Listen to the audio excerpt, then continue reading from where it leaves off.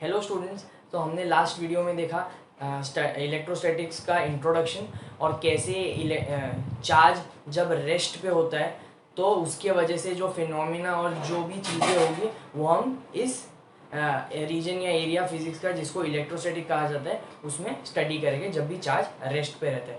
सो charge rest पे तो जैसे हमको पता चला कि इसमें तो हमको स्टडी बेसिकली चार्ज से रिलेटेड फिनोमिना को करना है। तो सबसे पहले हमने स्टार्ट ही किया चार्ज से।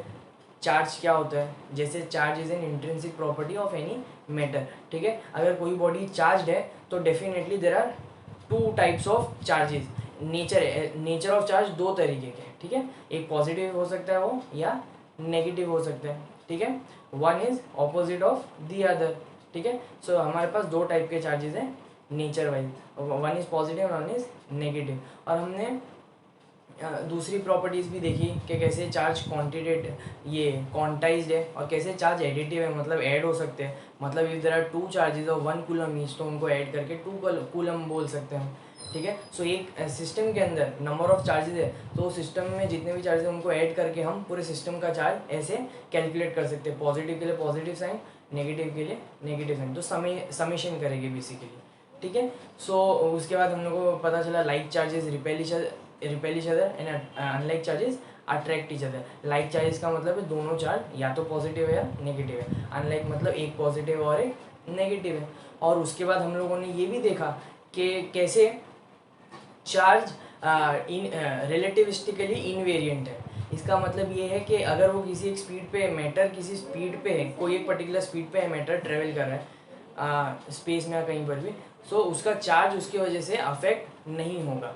और कैसे मास और चार्ज के बीच का relation, both are fundamental properties of a matter, लेकिन स्पीड के साथ मतलब सबसे पहला जो वो था ये रिलेशन था वो ये था कि चार्ज अगर होगा किसी बॉडी में so that body has to have mass, mandatory. ठीक है, लेकिन कोई बॉडी के पास मास है तो ज़रूरी नहीं है उसके पास चार्ज हो, जैसे हम। ठीक है, हम सबके पास मास है लेकिन हमारे पास हम चार्ज बॉडीज नहीं है। लेकिन अगर जो भी बॉडी चार्ज हो या कोई भी चार्ज बॉडी देखें हम तो उसके पास मास होना ये ज़रूरी है। ठीक है, इसीलिए ये जो रिलेटिविस्टिकली इनवेरिएंट का जो कॉन्सेप्ट था हमने मास के साथ ये वेरीफाई किया। तो स्पीड के साथ मास तो बॉडी का चेंज होता है बट ये चार्ज जो है वो चेंज नहीं होता है। तो यही रीज़न है प्रॉपर्टी को यहाँ पे स्पेसिफिकली मेंशन करने का कि स्पीड के वजह से बॉडी अगर एक जो मैटर है स्पीड पे ट्रेवल कर रहा है तो उसकी वजह से चार्ज को अफेक्ट नहीं पड़ेगा बट मास चेंज होगा एज पर आइंस्टाइन्स आइडिया।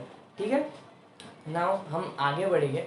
जैसे मैंने पहली प्रॉपर्टी के बारे में बात किया कि चार्ज जो है अनलाइक चार्जेस अट्रैक्ट करेंगे, sorry unlike charges, yes unlike charges attract करेंगे और लाइक चार्जेस रिपेल करेंगे। ठीक है, सो मान लेते हैं हमारे पास ये दो चार्ज Q1 है Q2 है।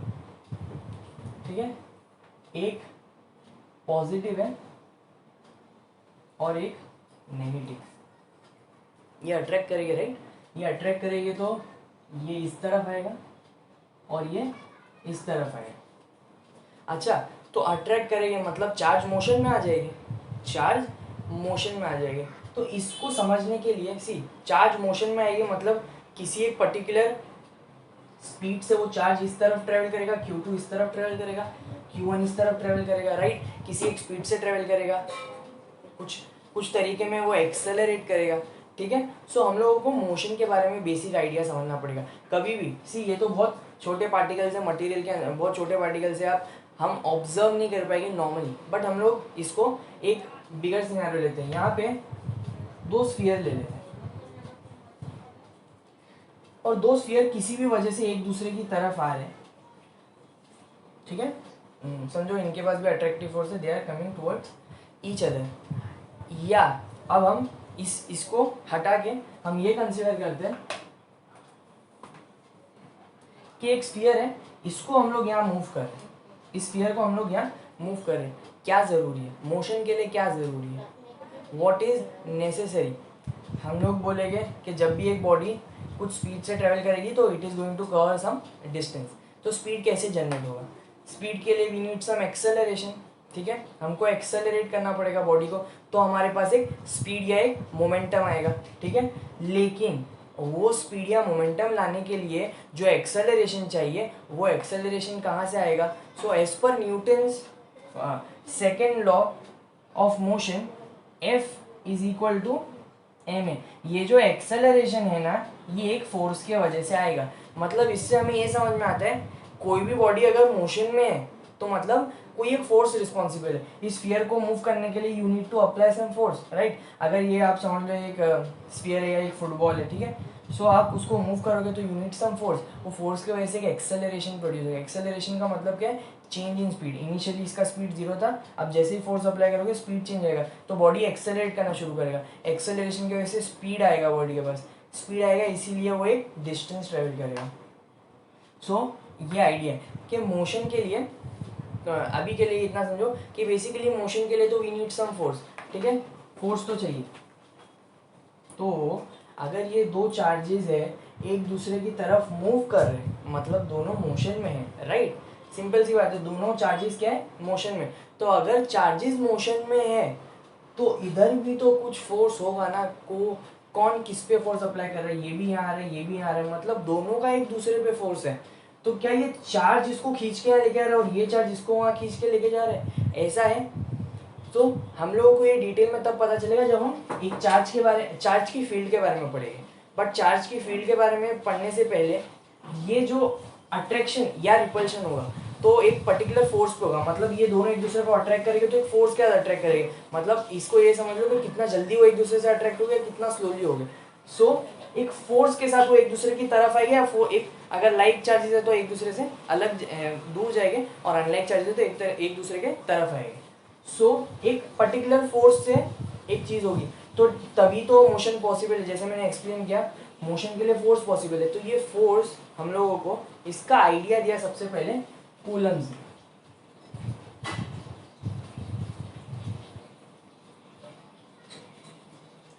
कूलम्स लो, ठीक है, कूलम्स लो। उसने सबसे पहले हमें इसका आइडिया कूलम ने दिया, ठीक है, जिसका नाम है, जिसको उसने नाम दिया, जिसको हम पढ़ते हैं कूलम्स लॉ, ठीक है। उसने क्या बोला, जब भी दो चार्जेस हो गए ना, लाइक चार्जेस हो गए तो रिपेल होगा, रिपल्शन होगा, और अनलाइक चार्जेस हो गए तो अट्रैक्शन होगा। So whenever there are two charges, whenever there are two like charges, they are going to repel each other, and whenever there are two unlike charges, they are going to attract each other, and this thing will take place with a force, and that force is directly proportional to these two charges, product of these two charges। ये जो force होगा ना, जैसे हमको पता है motion के लिए एक फोर्स रिस्पॉन्सिबल होगा, तो ये फोर्स किस पे डिपेंड करेगा? ये दोनों की चार्जेस पे।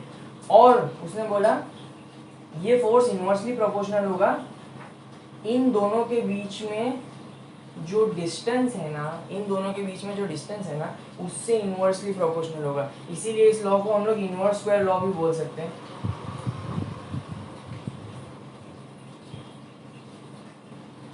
इनवर्स स्क्वायर लॉ इसलिए क्योंकि it is inversely proportional square of the distance between these two. तो ये टर्म भी दिया जा सकता है। तो हम लोगों को ये पता चला कि F is directly proportional to the product of the charge. इसका मतलब जितना ज़्यादा चार्ज होएगा दोनों का, उतना ज़्यादा फोर्स होगा, मतलब उतने ज़्यादा स्पीड या एक्सेलरेशन के साथ, क्योंकि फोर्स है उसके बाद एक्सेलरेशन आएगा, तो उतने एक्सेलरेशन के साथ या तो वो एक दूसरे के अलग हो गए, मतलब रिपेल हो गए, या एक दूसरे की तरफ आएंगे, मतलब अट्रैक्ट हो गए, ठीक है। सो और इससे ये पता चला वो जितने दूर हो गए एक दूसरे से उतना ही फोर्स कम होगा, और जितने नज़दीक हो उतना फोर्स बढ़ जाएगा। तो मतलब आप इन दोनों को दूर कर दो। इसको आप इसी तरीके से समझ सकते हो, मैग्नेट लो, दो मैग्नेटें नज़दीक रखोगे, बहुत जल्दी वो एक दूसरे की तरफ आ जाएगी, ठीक है, या रिपेल करना होगा तो रिपेल हो जाएगी। लेकिन अगर उनको थोड़ा दूर लेके जाओगे तो स्टार्ट में तो स्लोली आएगा, और फिर जब नज़दीक हो जाएंगे तब स्पीड में एक दूसरे की तरफ आएंगे, राइट। दोनों मैग्नेट है, आप ये खुद भी ट्राई कर सकते हो दो मैग्नेट के साथ। सो इससे आपको ये समझेगा कि ये जो दो चार्जेस हैं क्यों, जब दूर रहेंगे तो उनके बीच में फोर्स कम रहेगा और जब नज़दीक होगे तो वो फोर्स बढ़ जाएगा, ठीक है। So inversely proportional square of the distance between them. तो वो कुछ इस तरीके से आप ग्राफ में देखोगे तो ये फोर्स है और ये, ठीक है।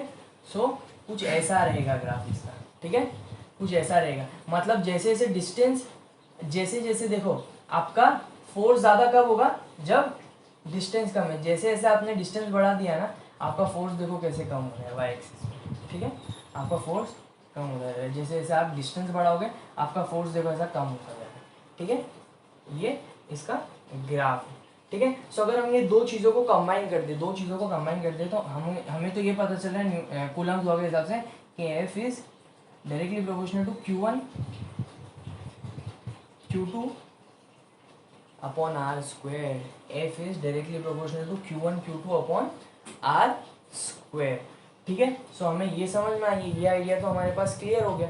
सो इसके बाद जब भी हम प्रोपोर्शनलिटी की साइन हटाएंगे तो हमें एक कांस्टेंट को इंट्रोड्यूस करना पड़ेगा। प्रोपोर्शनल का मतलब ये होता है कि ये डायरेक्टली प्रोपोर्शनल मतलब ये बढ़ेगा तो ये बढ़ेगा, और इनवर्सली प्रोपोर्शनल मतलब ये बढ़ेगा तो ये साइड कम होगा। लेकिन ये सिर्फ प्रोपोर्शनलिटी बताता है, एग्जैक्ट इक्वल वैल्यूज नहीं बताएगा। तो वो करने के लिए हम एक कांस्टेंट लेके आइए Q2 अपॉन आर स्क्वायर, ठीक है। F is equal to K Q1 Q2 upon R square where K is a constant। आप लोग ये पर्टिकुलर चीज़ है नोट कर लीजिए, ओके। आई होप आपको अभी तक ये चीज़ समझ में आई है। सो जैसा हमने कूलम्स लॉ देखा कि कैसे कूलम्स लॉ क्या बता रहा है बेसिकली, कि जब भी दो चार्ज एक दूसरे की तरफ या तो अट्रैक्ट हो गया या रिपेल हो गए, तो जिस फोर्स से हो गए वो किस फोर्स से हो गए, एफ इज इक्वल टू के Q1 Q2 upon R square. अभी ये आप कब अप्लाई कर सकते हो, ये सबसे इंपॉर्टेंट बात है कि कूलम लॉ को कब अप्लाई करने का, जब दो चार्ज रेस्ट पे हो। सी हम लोग पढ़ी क्या रहे कि चार्जेस एट रेस्ट, अगर ये चार्ज दोनों ऑलरेडी मोशन में होते तो क्या कूलम लॉ अप्लाई करते, नहीं। जब ये दो चार्ज रेस्ट पे हमने रख दिए एक जगह पे, दो चार्ज हमने रेस्ट पे एक जगह पे रखे, फिर जो उनके बीच में इंटरेक्शन होगा, वो इंटरेक्शन जो है वो कूलम लॉ के हिसाब से होगा, ठीक है। जब दो चार्जेस ऑलरेडी मोशन में ही होंगे और फिर वो मोशन में है, तो क्या उनके बीच में अब जो इंटरेक्शन होगा उसको कूलम लॉ के हिसाब से डील करेंगे हम लोग, नहीं। जब दो चार्जेस रेस्ट पे है, सिर्फ तब वो जो दो चार्जेस के बीच में या जो भी जैसा भी फोर्स हो, अट्रैक्टिव हो या रिपल्सिव हो, लेकिन वो जो फोर्स होगा वो किसके हिसाब से होगा, कूलम लॉ के हिसाब से होगा, ठीक है। सो कूलम ने बेसिकली ये आइडिया बताया कि जब भी दो चार्जेस रेस्ट पे रहेंगे, सो वो उनके बीच में जो अट्रैक्टिव फोर्स है या रिपल्सिव फोर्स है, depending upon the nature of the charge, वो कैसे दोनों चार्जेस के मैग्नीट्यूड पे डिपेंड करता है और उनके बीच में डिस्टेंस पे डिपेंड करता है। That is F is directly proportional to Q1 Q2 where Q1 is the magnitude of first charge and Q2 is the magnitude of second charge and R is the distance between them। so इसके हिसाब से F is inversely proportional to the square of the distance between them, ठीक है। सो अब हम लोग next part को समझते हैं, ठीक है, कि कैसे ये कांस्टेंट पे डिपेंडेंट है के। सो के क्या है, के हमको इसका पता चला कि के is nothing but 1/4 pi epsilon. के इज व्हाट 1/4 पाई एप्सिलॉन, ठीक है। सो ये अब ये एप्सिलॉन क्या चीज़ है, ठीक है, वेरी इंपॉर्टेंट टू अंडरस्टैंड ये एप्सिलॉन क्या चीज़ है, ठीक है। इसको हम लोग बोलते हैं परमिटिविटी ऑफ मीडियम।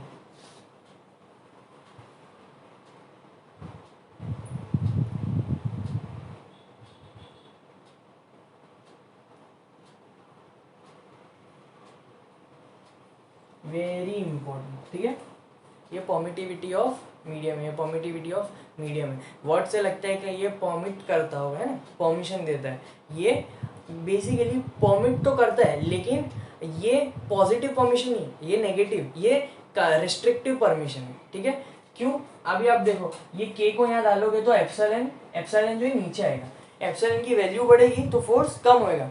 तो मतलब ये एप्सिलॉन जो परमिटिविटी तो है मीडियम की, सो ये क्या गवर्न करता है, सी हमको ये समझने से पहले हमें तो सबसे पहले ये पता है कि चार्ज जब रेस्ट पे होता है तो उसके आजू बाजू क्या होती है, उसकी इलेक्ट्रिक फील्ड। जब चार्ज मोशन में होगा तो इलेक्ट्रिक फील्ड भी होगी और मैग्नेटिक फील्ड भी होगी, लेकिन जब चार्ज सिर्फ रेस्ट पे होता है तो उसके आजू बाजू उसकी खुद की इलेक्ट्रिक फील्ड होगी, जो हम डिटेल में आगे स्टडी करेंगे। बट एज ऑफ नाउ हमको पता है, एग्जाम्पल मैग्नेट का फिर से लेते हैं, दो मैग्नेट दूर है तो क्या कुछ होता है, अट्रैक्शन या रिपल्शन नहीं। जैसे वो नज़दीक आते हैं, क्यों उनके बीच में या तो अट्रैक्टिव या रिपल्सिव फोर्स जनरेट हो जाती है, क्योंकि मैग्नेट की खुद की आजू बाजू एक फील्ड होती है, मैग्नेटिक फील्ड, ठीक है। और जब दोनों रेस्ट पे रहते हैं तो दोनों के आजू बाजू अपनी खुद की मैग्नेटिक फील्ड रहती है, लेकिन जैसे ही वो नज़दीक आ जाते हैं उनकी मैग्नेटिक फील्ड एक दूसरे की ओवरलैप हो जाती है। तो अब ओवरलैप हो जाने की वजह से वो एक दूसरे की फील्ड जो है वो इंटरेक्ट करना शुरू कर देती है, और वो इंटरेक्शन की वजह से जो है फोर्स ये डेवलप होती है, और जिसके वजह से दोनों जो मैग्नेट्स है वो मोशन में आते हैं। Same idea goes with charge. हमारे दो चार्ज है, पॉजिटिव नेगेटिव जो भी हो, उनके फील्ड जब नज़दीक आ जाएगी तो फील्ड जब ओवरलैप हो जाएगी तो वो फील्ड इंटरेक्ट करना शुरू कर देगी, वो फील्ड का इंटरेक्शन है। तो मीडियम क्या करता है ना, इस फील्ड के इंटरेक्शन को कर्व कर देता है, मतलब रोक देता है, इस फील्ड के इंटरेक्शन को रोक देता है। तो उसका मतलब है परमिटिविटी ऑफ मीडियम, मतलब ये पर्टिकुलर मीडियम इतना परमिट करेगा। और जैसे जैसे परमिटिविटी बढ़ेगा मीडियम का, तो हमें ये समझना है कि जो फोर्स रहेगा उनके बीच में, चार्जेस के बीच में, वो कम होगा ना कि ज़्यादा। जो नॉर्मल आइडिया रहेगा वर्ड से आप यही सोचोगे कि परमिटिविटी मतलब ये वैल्यू इंक्रीज करने को देखेगा, लेकिन नहीं, परमिटिविटी अगर बढ़ जाएगी तो फोर्स का वैल्यू डिक्रीज होगा। तो अब हम फॉर्मूला कैसे लिखेंगे, F is equal to 1/4 pi epsilon Q1 Q2 upon R square, ठीक है। ये हमारा फॉर्मूला हो गया, ठीक है, ये हमारा फॉर्मूला हो गया। अभी अगर मैं मान लूँ कि वैक्यूम में ये दो चार्जेस रखे हुए, वैक्यूम में ये चार्जेस रखे हुए, ठीक है, किसी मीडियम में नहीं है, वैक्यूम में, ठीक है। सो ये फोर्स को मैं क्या बोल सकता हूँ, FVAC vacuum, which is equal to 1/4 pi epsilon not into Q1 Q2 upon R square. ये जो एप्सिलॉन नॉट है ये कब होगा, जब वैक्यूम में रखा गया, और किसी और मीडियम में होगा, किसी मीडियम में होगा, सो वो एप्सिलॉन M बोल देंगे उसको, ठीक है, एप्सिलॉन M बोल देते हैं। वही Q1 होगा, Q2 होगा अपॉन R स्क्वायर। अभी प्रैक्टिकली ये देखा गया है कि अलग अलग मीडियम का एप्सिलॉन अलग अलग होता है, और जो सबसे कम होता है वो किसका होता है, जो सबसे कम वैल्यू होती है वो वैक्यूम की होती है। आगे जाके मैं एप्सिलॉन की वैल्यू बढ़ती जाती है, ठीक है। सो अभी हम लोगों को ये पता चल गया कि कैसे ये जो कांस्टेंट था कि वो बेसिकली क्या आइडिया बताता है, परमिटिविटी के बारे में। क्या आइडिया बताता है, परमिटिविटी के बारे में। अगर वैल्यूज पे जाते हैं ना तो हमारे एप्सिलॉन नॉट की वैल्यू क्या होती है पता है, 8.85 इंटू 10⁻²। अब इसका यूनिट की बारी आएगी, इसकी यूनिट, हम यूनिट को कैसे डिड्यूस कर सकते हैं ना, आप लोग यहाँ देखिए, ठीक है। हमको एप्सिलॉन का यूनिट चाहिए, यहाँ ध्यान दीजिए, एप्सिलॉन का यूनिट चाहिए। एप्सिलॉन को ये साइड पे ले लो तो आपके पास क्या रहेगा, 1/4 पाई F आ जाएगा यहाँ पे, Q1 Q2 upon R square. सो ये Q क्या है, कूलम में, ये Q क्या है, कूलम में, फोर्स क्या है, न्यूटन में मेजर होता है, और R स्क्वायर मतलब मीटर स्क्वायर में मेजर होता है। तो ये क्या हो गया, coulomb square upon newton metre square. ऐसा आपने देखो एप्सिलॉन का यूनिट लेके आ गए, तो इसका यूनिट क्या रहेगा, C square upon newton metre square.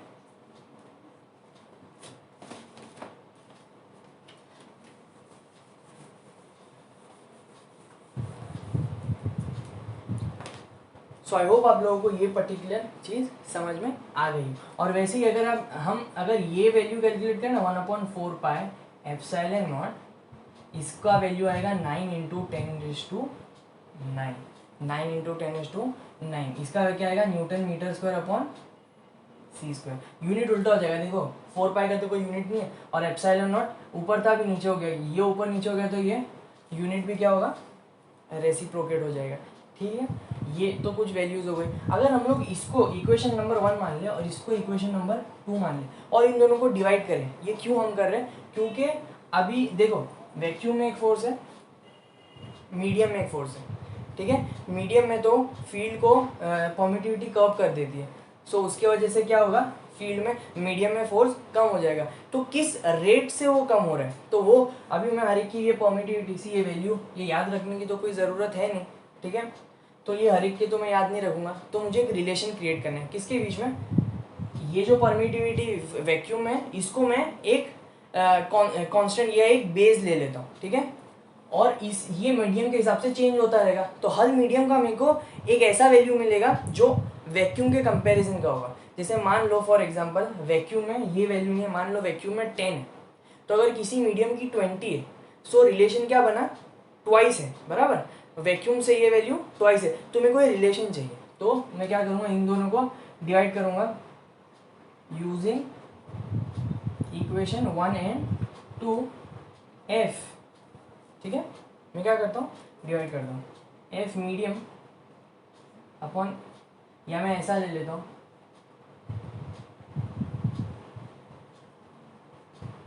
F vacuum upon F medium, कैसा भी चलेगा वो तो ये 1/4 epsilon not Q1 Q2 upon R² upon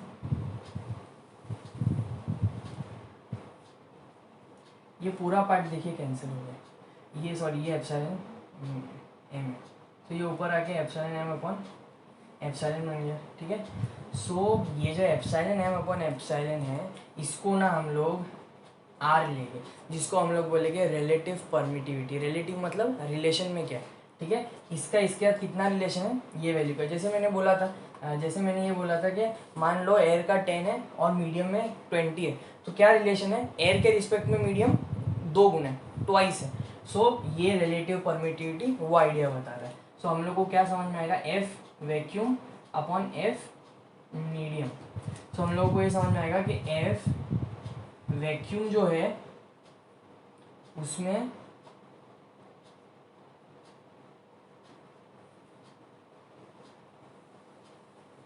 उसी रिलेटिव परमिटिविटी के रिलेशन के बराबर ही फोर्स का भी मल्टीप्लिकेशन होगा। समझो इस बात को, जैसे एप्सिलॉन नॉट 10 बोला मैंने एग्जांपल के तौर पे, एप्सिलॉन एम जो है 20 है, तो कैसे रिलेटिव परमिटिविटी 2 टाइम्स है ना, वैसे ही फोर्स का जो रिलेशन रहेगा ना आपस में वो भी 2 टाइम्स रहेगा। फोर्स किस में ज़्यादा रहेगी, वैक्यूम में, तो फोर्स कितनी ज़्यादा रहेगी, 2 टाइम्स। फोर्स कितनी ज़्यादा रहेगी, 2 टाइम्स। इससे हम लोगों को ये पूरा आइडिया समझ में आता है। So this is a very important thing, ये रिलेटिव परमिटिविटी है। हम लोग एप्सिलॉन आर को क्या बोलेंगे, रिलेटिव परमिटिविटी, ठीक है।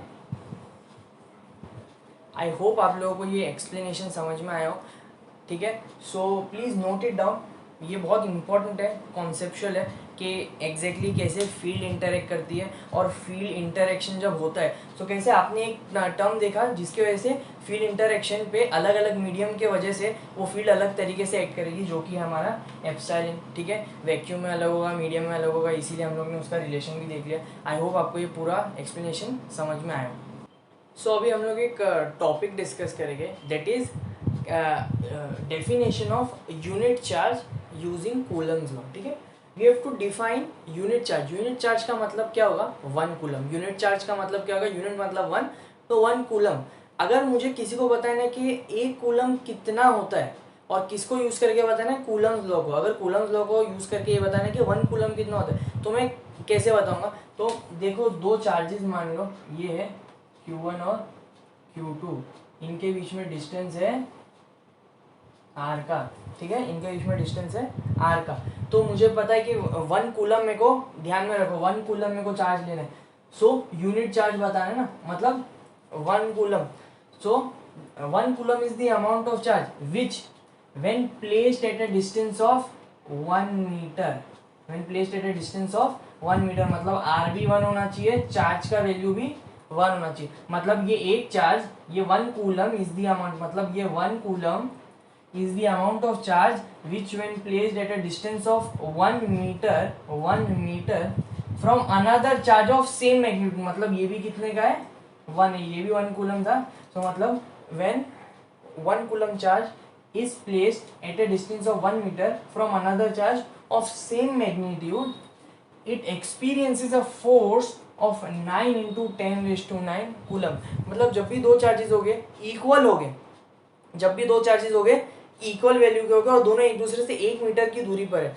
अब मान लो मुझे नहीं पता कि ये 1 कूलम का चार्ज है, ठीक है, मान लो 1 कूलम का चार्ज नहीं, लेकिन अगर मैं ये बोल दूं कि दो चार्ज है, दोनों का मैग्नीट्यूड एक ही है, दोनों का मैग्नीट्यूड एक ही है और वो दोनों एक दूसरे से 1 मीटर की दूरी पे, कितनी मीटर की दूरी पे, 1 मीटर की दूरी पे, और अगर वो दोनों ये फोर्स एक्सपीरियंस कर रहे, इतना फोर्स एक्सपीरियंस कर रहे, 9 इंटू 10⁹ न्यूटन का फोर्स अगर वो लोग एक्सपीरियंस कर रहे, तो डेफिनेटली उन दोनों चार्जेस का वैल्यू क्या होगा, 1 कूलम, ठीक है। और वो बेसिकली इस फॉर्मूले से आ जाएगा 1/4 एप्सिलॉन नॉट। समझ लो वैक्यूम की बात चल रही है, ठीक है, Q1 Q2 upon R square. 1/4 epsilon not की वैल्यू क्या है, एप्सिलॉन की वैल्यू क्या है, 9 इंटू 10⁹, ठीक है। Q1 Q2 चलो 1 ले लेते क्योंकि हमको तो 1 कूलम ही प्रूफ करना है, और ये भी 1 स्क्वायर, तो बचा कितना, 9 इंटू 10⁹ न्यूटन। इतना फोर्स आया कि नहीं आया, मतलब जब भी ये फोर्स आएगा, जब भी ये फोर्स आएगा और डिस्टेंस अगर 1 का होगा दोनों के बीच में, तो डेफिनेटली दोनों में चार्जेस कितने हो गए, दोनों के चार्ज कितना होगा, 1 कूलम का ही दोनों के पास चार्ज होगा। ये समझ में आ गया। अगर हमको फोर्स पता चल गई और उनके बीच का डिस्टेंस एक है और अगर फोर्स ये है, सो ये होगा। हम आए इधर से इधर है, लेकिन हम लोग उसको रिवर्स करके उसका डेफिनेशन प्रूव करेंगे कि जब भी दो चार्ज हो गए, सेम मैग्नीट्यूड होगा, उनके बीच में डिस्टेंस 1 मीटर का होगा, और अगर उन दोनों चार्ज ने इतना फोर्स एक्सपीरियंस किया, that is 9 into 10⁹ newton, then जो वैल्यू होगा चार्ज का वो 1 कूलम होगा, that is your unit charge. और उसी को डिफाइन करना था using coulomb's law. I hope आपको ये डेफिनेशन समझ में आया हो। तो अभी हम लोग एक न्यूमेरिकल देखेंगे, जिस पहले हम लोग एक क्वेश्चन को अच्छे से पढ़ लेते हैं। 2 स्मॉल स्फीयर्स, हमारे पास 2 स्फीयर्स है, ठीक है, 18 सेंटीमीटर अपार्ट, मतलब वो एक दूसरे से कितनी दूरी पर है, 18 सेंटीमीटर, मतलब ये क्या हो गया, वो आर हो गया, स्मॉल आर, ठीक है। हैव इक्वल नेगेटिव चार्ज, मतलब Q1 Q2 दोनों एक ही और दोनों नेगेटिव भी है, ठीक है, और repel each other with force of 6 into 10⁻⁸, मतलब 6 इंटू 10⁻⁸ न्यूटन, मतलब हमें फोर्स भी पता है। हमें चाहिए find the total charge on both spheres, मतलब एक पे चार्ज Q1 है, एक पे चार्ज Q2 है, दोनों इक्वल है, मतलब इस पे भी मान लो Q है, इस पे भी Q है, तो हमको टोटल चाहिए, मतलब हमको 2Q चाहिए। हमको क्या चाहिए, 2Q चाहिए, ठीक है। सो अभी गिवन से स्टार्ट करेंगे। सबसे पहले हमें क्या दिया हुआ है, स्मॉल आर कितना है, 18 सेंटीमीटर। सी ध्यान दीजिएगा, न्यूमेरिकल हमेशा ट्राई कीजिए सब कुछ ऐसा यूनिट में हो, सब कुछ A to Z सारी चीज़ें क्या हो, ऐसा यूनिट में। सो हमको सेंटीमीटर नहीं चाहिए, लेंथ के लिए मीटर लगेगा। सो इसको मैं क्या लिख सकता हूँ, 18 इंटू 10⁻² मीटर, ठीक है।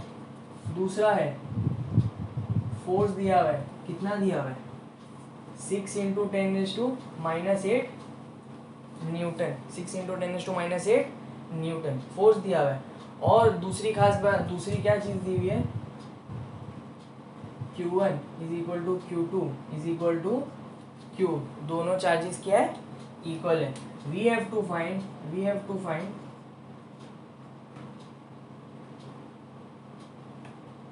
Q1 plus Q2 which is equal to 2Q, where Q is negative. Q क्या होगा, नेगेटिव होगा। फॉर्मूला कौन सा यूज करेंगे, देखो अभी यहाँ पे मीडियम के बारे में तो नहीं दिया, तो will consider the medium to be vacuum. तो फोर्स का फॉर्मूला क्या बन जाएगा, 1/4 epsilon not Q1 Q2 upon R square, ठीक है। ये हो गया हमारा फॉर्मूला। अब हम शुरू कर देते हैं सोल्यूशन, ठीक है, हम यहाँ से शुरू कर देते हैं सोल्यूशन, ठीक है।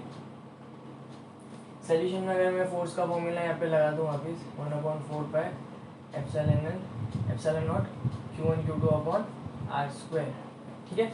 सबकी अगर मैं वैल्यूज पुट करूँ, F की वैल्यू क्या है 6, F की वैल्यू क्या है 6 इंटू 10⁻⁸, 1/4 एप्सिलॉन नॉट की वैल्यू क्या आएगी 9 इंटू 10⁻⁹। Q1 Q2 क्या है, दोनों Q है, ठीक है। तो दोनों Q है, इसके लिए वो मैं क्या लिख दूंगा, Q स्क्वायर, और ये पूरा डिवाइड हो जाएगा R स्क्वायर से। R क्या है 18 इंटू 10⁻² का होल स्क्वायर। ठीक है, सो अगर मैं इसको रीअरेंज कर दूं, क्यू को एक जगह रख के बाकी डेटा वहां ले लूं, तो क्यू स्क्वायर क्या बनेगा मेरा 18 into 18 into 10⁻⁴ into 6 into 10⁻⁸ upon 9 into 10⁻⁹ 9 into 10⁻⁹। ठीक है, अभी ये क्या हो गया क्यू स्क्वायर है। अभी हम लोग सारा ये 10 का पावर पहले तो ध्यान से देखते कि इसको कैसे सॉल्व करना है। ठीक है, इंटू 6 अपॉन 9। ठीक है, 10 का पावर कितना है फिलहाल, 10 का पावर -4 -8 मतलब -12 में कितना है -12, और ये 9 है, ऊपर जाके क्या आएगा -9। ठीक है, सो ये कितना हो गया 18 इंटू 6 अपॉन 9 इंटू 10⁻⁻21। सी यहाँ पे स्क्वायर है। ठीक है, स्क्वायर है मतलब अभी हमको तो क्यू निकालने के लिए स्क्वायर रूट लेना पड़ेगा। स्क्वायर रूट लूंगा तो सबका पावर क्या होगा, हाफ हो जाएगा, जितना भी ऊपर पावर है वो हाफ हो जाएगा। 18 के ऊपर पावर 1 है, लेकिन स्क्वायर रूट लेने की वजह से इसके ऊपर पावर हाफ हो जाएगा। इसके ऊपर -21 है, अगर मैं हाफ करूंगा तो -21/2 मतलब फ्रैक्शन में हो जाएगा, मतलब 10.5 है, वो मुझे नहीं चलेगा। तो मैं क्या करूंगा, ये पावर को या तो 1 से कम कर दूं या 1 से बढ़ा दूं। ठीक है, क्योंकि नेगेटिव में मैं 1 से कम कर देता हूँ पावर को, तो मैं क्या करूँगा 18 इंटू 6 अपॉन 9, इसको मैं 10⁻22 कर दूंगा। इसको 10⁻22 क्या मतलब एक पावर कम किया, इसके लिए 10 से मल्टीप्लाई करके देखो ये वापस क्या बन गया, यही बन जाएगा। ठीक है, तो अब क्या होगा ना, अगर मैं स्क्वायर रूट लेता हूँ तो ये क्या है नेगेटिव पावर, मेरे को -11 मिलेगा, वो मिले, या तो मैं इसको 20 भी कर दूँ तो -10 मिलेगा, मर्जी है। ये 18 इंटू 18 इंटू ये 60 हो गया, और ये 9 हो गया, और ये 10⁻22 हो गया। ठीक है, ये आप लोगों को इतना आई होप समझ में आ गया। ठीक है, सो अभी हम लोगों को इसको सॉल्व करना है। ठीक है, अगर मैं स्क्वायर रूट ले लेता हूँ,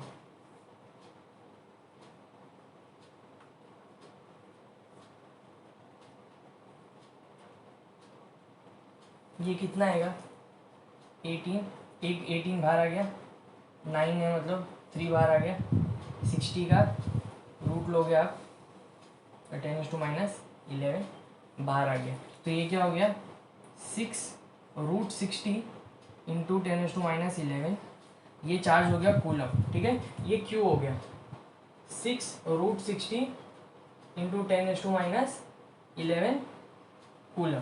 ठीक है, इसको आप ऐसा भी रख सकते हो। ठीक है, कोई इशू नहीं है, लेकिन अगर आप लोगों को सॉल्व करना है तो √60 निकालो। √60 क्या आएगा 7.746 के करीब कुछ आना चाहिए। 7.746 को 6 से मल्टीप्लाई करो आप, तो आपको कुछ 46.45 मिलेगा। ठीक है, समथिंग 46.47 के करीब कुछ ऐसा मिलना चाहिए। ये 10⁻11 आएगा। सो आप इसको क्या लिख सकते हो उसके बाद 4.64 इंटू 10⁻10 कूलम। तो ये आपका चार्ज हो गया। ठीक है, ये आपका चार्ज हो गया। ध्यान से देखिए 4.64 इंटू 10⁻10, लेकिन मुझे क्यू नहीं फाइंड करना था, मुझे 2Q फाइंड करना था। तो 2Q क्या होगा, 2 टाइम्स इसको मल्टीप्लाई कर दूंगा तो क्या आएगा करीब करीब 9.28 इंटू 10⁻10 कूलम। ये मेरा 2Q हो गया, ये मेरा क्या हो गया 2Q, जो मेरे को फाइंड करना था। और ये पॉजिटिव होगा या नेगेटिव होगा, नेगेटिव होगा। क्यों, क्योंकि चार्जेस नेगेटिव बोले गए थे। आई होप आप लोगों को ये न्यूमेरिकल पूरी तरीके से समझ में आया। इसको अच्छे से लिखो, 2-3 बार प्रैक्टिस करोगे तो ये न्यूमेरिकल, ऐसे न्यूमेरिकल सॉल्व करने का तरीका आपको समझ में आ जाएगा। आई होप आप लोगों को ये पूरा क्लियर हो। ठीक है, प्लीज़ नोट इट डाउन। और हम और भी ऐसे न्यूमेरिकल सॉल्व करेंगे, और हम लोग ट्राई करेंगे कि हर न्यूमेरिकल को कैसे ब्रेक डाउन करके ईजीली सॉल्व किया जाए। Thank you.